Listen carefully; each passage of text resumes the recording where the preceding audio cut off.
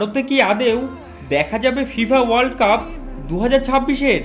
বড় সমস্যায় পড়তে পারেন ফুটবল ফ্যানেরা, কারণ এখনো পর্যন্ত ভারতে এই বিশ্বকাপের কোনো অফিসিয়াল ব্রডকাস্ট ঠিক হয়নি।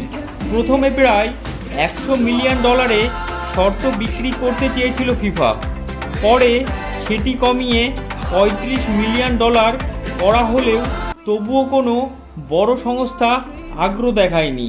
এমনকি জিও হটস্টার মাত্র $25 মিলিয়ন অফার দিয়েছে, যা অনেক কম। তার কারণ কি জানতে চান? বিজ্ঞাপনের অনিশ্চয়তা এবং মিডিয়া কোম্পানির আর্থিক চাপ। এছাড়াও আর বড় কারণ হচ্ছে ম্যাচগুলি অনুষ্ঠিত হবে রাতভর। এছাড়াও 12 জুন শুরু হলেও ভারতে কোথায় বিশ্বকাপ দেখবেন সেটি এখন বড় প্রশ্ন। আপনি কি রাত জেগে ম্যাচ দেখবেন? কমেন্ট বাক্সে অবশ্যই কমেন্ট করবেন এবং ভিডিওটি যদি ভালো লেগে থাকে ভিডিওটিকে লাইক করতে ভুলবেন না।